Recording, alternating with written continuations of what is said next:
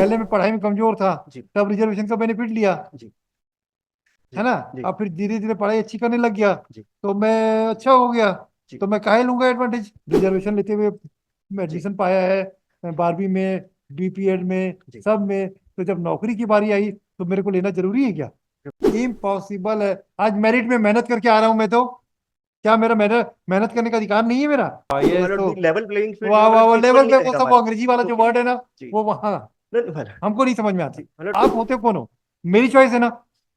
मैं schedule caste schedule tribe candidate हूँ, मुझे अपना अपना भला बुरा सब मालूम है। जी तो आप होते कौन हो? जी, एक मैडम को क्या है भाई, 12वीं में 12th में 56%, नोट करना। हाँ ग्रेजुएशन में 73%। हाँ, जिसको नौकरी मिल रही ना उसको मिलने दो। अगर जीतोगे जी। पोस्ट क्रिएट कर देंगे, क्या दिक्कत है? मेरिट में नहीं आए, खत्म बात। कॉम्पिटिटिव एग्जामिनेशन है, अगली बार फिर आ जाना मेहनत करके। तो इसमें जो इशू है मतलब इसमें लीगल इशू मतलब ये है कि जो रिजर्व कैटेगरी कैंडिडेट्स हैं हाँ। मतलब इन्होंने जो है 3 बार, कुछ लोगों ने 2 बार रिलैक्सेशन लिया और कुछ लोगों ने 3 बार रिलैक्सेशन लिया जो प्राइवेट रिस्पॉन्डेंट्स है। और वो मतलब अब जो है अनरिजर्व में सेलेक्ट हो गए। मतलब पहले उन्होंने रिलैक्सेशन लिया जो बीपीएड कोर्स है मतलब उसमें क्या? एडमिशन, बीपीएड मतलब बैचलर इन फिजिकल एजुकेशन का जो हाँ कोर्स है हाँ उसमें एडमिशन के लिए मिनिमम क्राइटेरिया है कि ग्रेजुएशन में 50% मार्क्स होना चाहिए। हाँ और उसमें S T S C OBC को 5% का रिलैक्सेशन है। तो जो S T S C OBC 45% marks है वो भी एलिजिबल है बीएड कोर्स परस्यू करने के लिए। तो उन्होंने फर्स्ट टाइम रिलैक्सेशन लिया S T S C OBC ने बीपीएड कोर्स में एडमिशन लेने के लिए और उन्होंने बीपीएड क्वालिफाई कर लिया। ठीक है, उसके बाद उन्होंने मतलब जो नेट और सेट का एग्जामिनेशन होता है उसको क्वालिफाई करने के लिए भी S T S C OBC को 5% का रिजर्वेशन मिलता है। उन्होंने उस एग्जामिनेशन को भी क्वालिफाई किया और सर्टिफिकेट ऑब्टेन किया कंसेशन लेके। और जो रिक्रूटमेंट हुआ मतलब रिक्रूटमेंट में भी ग्रेजुएशन में मिनिमम 50% मार्क्स रिक्वायरमेंट था सभी कैंडिडेट्स के। लेकिन यहाँ पे भी S T S C OBC को 5% का रिलैक्सेशन था। उन्होंने यहाँ पे भी रिलैक्सेशन लिया कुछ और भी थोड़ी लगाते हो भाई आप लोग। देयर आर जजमेंट्स अरे दिस जजमेंट पॉइंट। वजमेंट कुछ नहीं, ये कुछ समझ नहीं आता।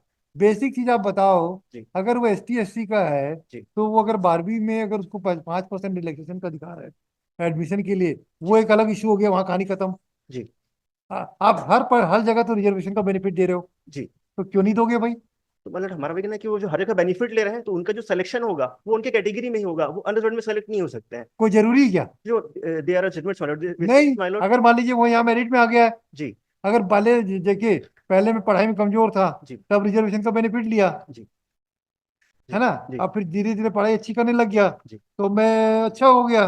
जी तो मैं काहे लूंगा एडवांटेज? कोई आपको मना है क्या? मतलब कोई रिस्ट्रिक्शन है क्या कि अगर आपने अगर मेडिकल सब फैसिलिटीज को लेते हुए अगर रिजर्वेशन लेते हुए जी एडमिशन पाया है 12वीं में, बीपीएड में, जी। सब में, तो जब नौकरी की बारी आई तो मेरे को लेना जरूरी है क्या? माय लॉर्ड, उसमें सुप्रीम कोर्ट है अगर कोई कैंडिडेट अगर क्वालिफिकेशन में रिलैक्सेशन ले रहे हैं तो वो अनरिजर्व में सेलेक्ट नहीं हो सकता अरे है। वाह, ये क्या बात हुई? ये तो हो ही नहीं सकता। तो there are judgments my lord. Impossible है। आज मेरिट में मेहनत करके आ रहा हूं मैं, तो क्या मेरा मेहनत मेहनत करने का अधिकार नहीं है मेरा? नो है, लेकिन माय लॉर्ड जो उन्होंने कंसेशन लिया माय लॉर्ड, हाँ वाह, तो ये माय लॉर्ड तो लेवल प्लेइंग फील्ड जो वाह है वाह मतलब वाह, इक्वल लेवल नहीं पे वो रहेगा सब हमारा। अंग्रेजी वाला जो क्योंकि वर्ड है ना, जी वो वहाँ नहीं माय लॉर्ड। हमको नहीं समझ में आती। जी माय लॉर्ड हमको क्योंकि सीधी सीधी समझ में आती है। आप मेरिट में आए हो, तो मेरिट में हम अगर वो चाहता है कि हम जनरल कैटेगरी स्विच ओवर करें, तो he will switch over it, ये दैट इज राइट। भाई कॉन्स्टिट्यूशन प्रोवाइड करता है कि आप मेरिट में आना चाहते हैं, तो आप होते कौन हो? मेरी चॉइस है ना। मैं schedule caste schedule tribe candidate हूँ, मुझे अपना अपना भला बुरा सब मालूम है। जी तो आप होते कौन हो? My Lord I am the general candidates my Lord general candidate, वही तो बोल रहे हैं। आपका क्या अधिकार है मेरी थॉट प्रोसेस में इंटरफेयर करने का? Because my lord the rules at हमको डिफरेंट लगता नहीं पॉइंट्स भाई, माय लॉर्ड की। हमको कुछ जम नहीं रहा है आपकी बातों में। माय लॉर्ड इसमें साइटेशन माय लॉर्ड सेम इसी पॉइंट्स पे माय लॉर्ड कि अगर वो एकेडमिक क्वालिफिकेशन में कंसेशन लेके क्वालिफाई कर रहे हैं तो इवन अगर वो रिटन एग्जामिनेशन होता है और उसमें उसका मार्क्स कोई ऐड नहीं रिटर्न होता। एग्जाम नहीं, अरे भाई देखो, वो 12वीं और ग्रेजुएशन की जो परीक्षा होती है जी वो अलग होती है, जी। और ये तो कॉम्पिटिटिव एग्जामिनेशन में इसी पॉइंट पे ही माय लॉर्ड है। कि जो जिस चीज को ये बोल रहे हैं हाँ, वो हमारे लिए केवल एक eligibility qualification for applying the post. Post. जी इसमें जो जजमेंट्स और वाला वो उसी भी पॉइंट पे है कि भी अगर मैंने एकेडमिक है? क्वालिफिकेशन पे अच्छा, आपको 12वीं में कितना परसेंट था? हाँ, मैं इसमें ग्रेजुएशन का मेरिट डिस्प्यूट फोन है नंबर मैंने। 10 मेरिट कहीं हमने कहीं लाभ लिया ही नहीं, हमारा नहीं नहीं नहीं, टॉपर रही है। अरे छोड़ो ना, पहले पहले पहले फैक्ट्स को डाइजेस्ट करने दीजिए, को समझ में आ जाएगा। और आप मैंने ये बताओ, जो कैंडिडेट है ये कौन है? अभी बाकी लोगों का तो अपॉइंटमेंट ऑर्डर हो गया है। जी मैम 4 से अब जो 5 बच्चे हैं वो लोग कौन है? इसका भारतीय राजक। ऑयल ने हाँ कहीं पर अवेल नहीं किया हाँ। रिजर्वेशन। हमने हमने कहीं भी कोई लाभ नहीं लिया है, मतलब आपका 12वीं में कितना मेरिट में क्रीमी लेयर नहीं के नहीं, उसमें 12वीं में कितना परसेंट था?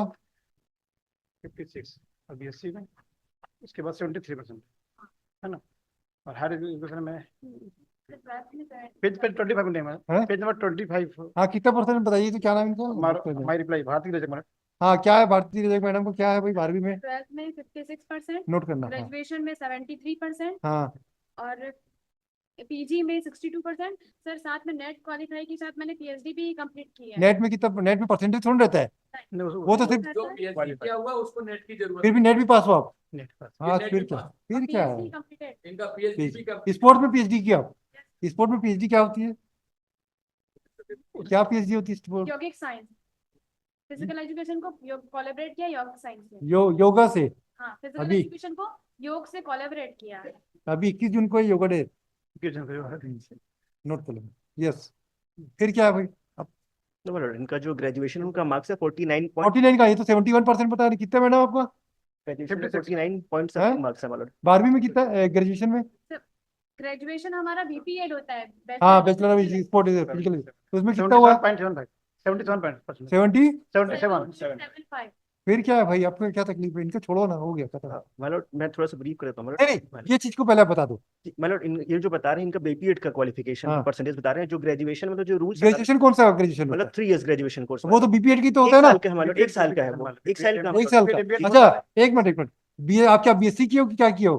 फिजिकल एजुकेशन ग्रेजुएशन उसी में पढ़ेगी भाई वो तो। मतलब एक साल का कोर्स है मैडम, इन्होंने नहीं, सर्टिफिकेट नहीं। किया, एक साल का है वो। बैचलर तो 3 साल का ही 4 साल का कोर्स है? एक साल मतलब बीपीएड 4 साल का होता है मतलब 12th के बाद। बैचलर 1 साल था, अब वो 2 साल का हो गया है। और उसके पहले क्या कुछ वो बीएससी वगैरह करना पड़ता है क्या? क्या नहीं जी हाँ, बीएससी करना पड़ता है, उसमें एक सब्जेक्ट फिजिकल एजुकेशन रहता है हमारा। उसमें कितना परसेंट था आपका? 49.8 49.89। तो सेकंड डिवीजन है भाई। 45 के ऊपर तो सेकंड डिवीजन होता है, जी 45 के नीचे थर्ड डिवीजन होता है। जी। और रिक्वायरमेंट मतलब 50% का है ग्रेजुएशन में। तो वो तो नहीं। हाँ ग्रेजुएशन बिल्कुल। बीपीएड हाँ ऑलरेडी मैं सीएसएस छत्तीसगढ़ रिप्रेजेंट करी, नेशनल भी रिप्रेजेंट कर लिया। तो तो अगर आप स्पोर्ट्स का क्वालिफिकेशन रखते हैं तो आपका 45% मिनिमम है। मेरी 45% से आपका ज्यादा होना चाहिए। रूल में लिखा है, यस सर। रूल में लिखा है मिस्टर माथुर, क्यों होती रूल? और हम जितने भी कैंडिडेट बचे सबका अलग है। आज एक काम करते हैं, स्टे वेकेट कर देते हैं, अभी बहस सुनेंगे नहीं बोल रही है। हाँ मतलब मैं बहस हम ऐसा कर देते हैं, जी। अभी इसका स्टे को वेकेट कर देते हैं, सब्जेक्ट और डायरेक्शन देते हैं स्टेट को, इनका अपॉइंटमेंट इशू। मतलब इसमें आपका भी ऑर्डर है मतलब 25/60 को उसमें स्पेसिफिक आपने डायरेक्शन दिया था एफिडेविट फाइल करने के लिए। अरे ठीक है ना, इसमें आपने सेलेक्ट मतलब 17 पोस्ट है अंडर कैटेगरी की, सिर्फ 4% जो है यूआर के पर्सन सेलेक्ट हुए, उसमें 3 जो है अदर स्टेट के, सिंगल एक स्टेट का पर्सन बस सेलेक्ट हुआ है मतलब इसमें आपने मतलब क्वेश्चन भी फ्रेम किया था मतलब मैं एग्जामिन कर लेता हूँ क्योंकि मतलब 25/60 का आपका ही ऑर्डर है हो मतलब सकता है मैंने फाइल किया हो, अगर नहीं किया हूं तो इसके बाद भी मैं उसमें फाइल कर दूंगा। आपका ही ऑर्डर मतलब हाँ ठीक है ना, 25/60 ठीक है ना, तो वो हो जाएगा ना भाई। अभी देखो स्टे को तो देखो, जिसको नौकरी मिल रही है ना उसको मिलने दो, अगर जीतोगे पोस्ट क्रिएट कर देंगे, क्या दिक्कत है? आपका अधिकार सुरक्षित, लेकिन स्टे को तो हम वेकेट, हमको पसंद नहीं है। नियुक्ति उक्ति में स्टे किसी के फ्रस्ट्रेशन आते हैं लोगों के मन में। हम्बल सबमिशन माय लॉर्ड में observe my Lord if petition will succeed my Lord this हाँ आपका, supreme request yes yes yes yes, वो तो लिखेंगे। माय लॉर्ड हाँ हम अभी अभी सब्जेक्ट टू फाइनल आउटकम कर देंगे ना, तो उसमें ना मतलब फाइनल एसआई में आउटकम आपने किया था नहीं नहीं, तो सब में भी करेंगे हम। माय लॉर्ड किसी में नहीं, वो हमने वो एक और केस हो ना क्या मिस्टर अमृतो का था, जी उसमें जी भी ऐसे ही कर दिया। हाँ, ये नियुक्ति उक्ति को मिस्टर नहीं करते। अरे किसी कोई आदमी पीएससी वगैरह से सेलेक्ट होके आते हैं, फ्रस्ट्रेशन आता है उसके मन में। कि मतलब इसमें डायरेक्ट जजमेंट है कि अगर एकेडमिक क्वालिफिकेशन मिले, जैसे Merit कि नहीं है। ग्रेजुएशन है 12th है, इवन मतलब अगर चेस्ट अरे हमें पता है इसमें कैसे मिलता था भाई। जी 2022 एंट्री में एप्लीकेशन वाज मॉडिफाइड 2022 और 2 साल से कंटिन्यू आपका एंट्री में ऑर्डर चल रहा है। नो मतलब हमने एडजमेंट नहीं लिया था नहीं लिया, हमारी गलती है। नो नो हम मतलब हमारे इंस्टीट्यूशन की गलती है, हम No, एडमिट कर रहे हैं, कोई दिक्कत नहीं है। मतलब इसमें entry Who has been appointed, has been selected, has been deprived from appointment for last 2 years. Who are responsible for this? We are responsible.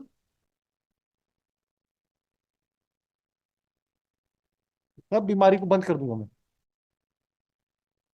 Merit में नहीं आए, खत्म बार। कॉम्पिटिटिव एग्जामिनेशन है, अगली बार फिर आ जाना मेहनत करके। दिखाना तुम क्या नोट किया, वो नोट किए बताना figure. Today the matter was listed for hearing. आपका एप्लीकेशन फॉर विकेटिंग स्टे है? The on application for vacating the stay full stop. The this court vide order dated 17/11/2020 has passed the following order. In pursuance of the order passed by this court, the appointment order of the private respondents were withheld. Thereafter, this private respondent have preferred writ appeal before this court, which was before the Honorable Division Bench, which was registered as writ appeal number 440/2021, wherein the Honorable Division Bench passed the following order. Paragraph 4.5. Still, the matter has not reached to its final end, despite lapse of more than 3 years and 3 months. On 25/8/2022,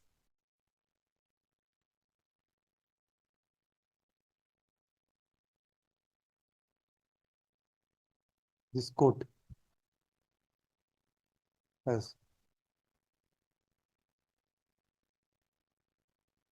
issued certain direction and directed the matter to be listed on the top of the list on 22/9/2022. On 22/9/2022, this matter was listed on, was adjourned to 27/9/2022. And thereafter, it has not reached to its logic for hearing. Again, the matter was listed on 11/10/2023. But not finally decided. The private respondent number 10, Bharti Rajak. और कौन है? और कौन है? हैं? Pawan? You are at serial number? Yes. Serial number 4.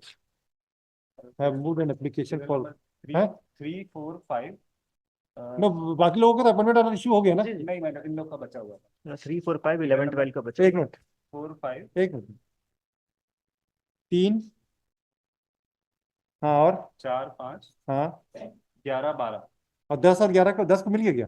नहीं 10 का नहीं, 10 का नहीं, है 10 का नहीं है। 10 को नहीं मिला। 10, 11 10 का भी नहीं, यस, और 11 11 का भी बचा है मैडम। बचा है। बाकी लोगों को अपॉइंटमेंट ऑर्डर मिल गया?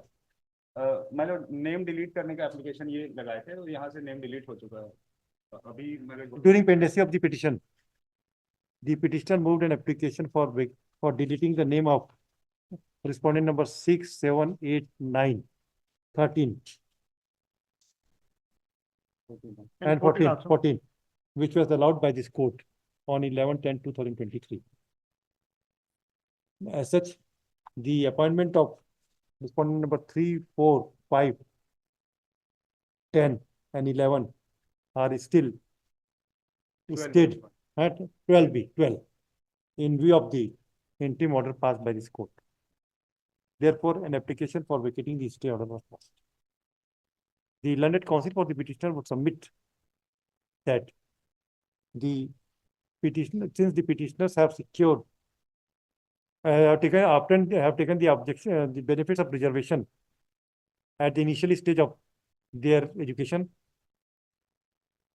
therefore, they cannot march from reserved category to general category, even if they stood on a merit position. This is your submission?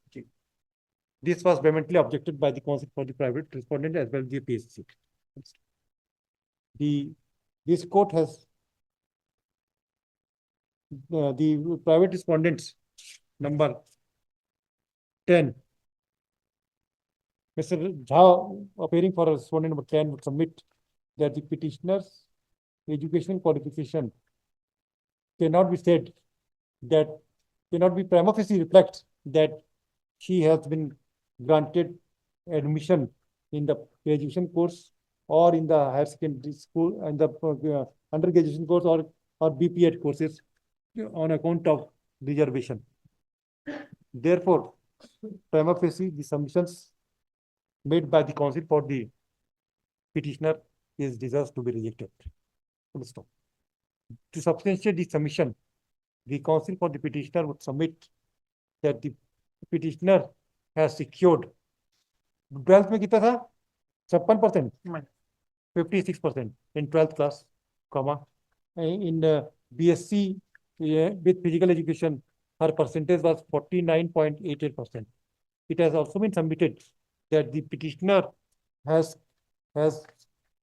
participated in national level or state level? National level. Which sports? Cricket. The petitioner has participated in national level cricket and cricket sports in national as well as state level, state as well as national level. Therefore, she is entitled to get 10 marks, 10 marks or 10%?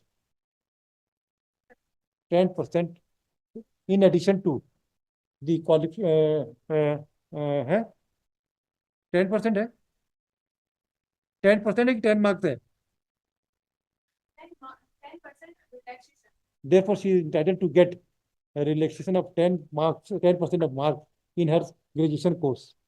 And according to her, according to the petitioner respondent number 10, if she is secured 45% also, then she is eligible to be appointed, to be considered for appointment as per the recruitment rules made in this behalf. Considering this fact that, and thereafter in BP she has secured 77%, na? 77%, and MPA, and the net also she has cleared the net, PhD. net, and then also completed PhD in the physical education subject. Thus, she fulfilled all the requisite qualification. For considering this aspect of the matter and the foundation laid by the petitioner regarding a stay is that the petitioners have been given benefit of reservation while getting the respondents have been given benefits of reservation at the initial stage. Therefore, they cannot march over for getting employment in a general category. Cannot prima facie seems to be not acceptable. Accordingly, the interim order passed by this court deserves to be vacated. Accordingly, it is vacated. However, it is made clear that the appointment order will be subject to final outcome of the requisition. It is directed that the state shall issue the appointment order to the respondent number 3, 4, 5, 10, 11, 12, 11, 12 within 1 month from the date of receipt of copy of the respondent state is directed to proceed with the issuance of appointment order. However, they will clarify that this appointment will be subject to final outcome of both the petitions. Number दे देना दोनों का. This court cannot lose sight of the fact while considering the interim order that the interim order was passed by this court on 17/11/2020, and about 3.5 years the petitioners are being deprived to get the benefit of service, which cannot be compensated by this court, but can also consider what will be the consequence if the petitioner fails.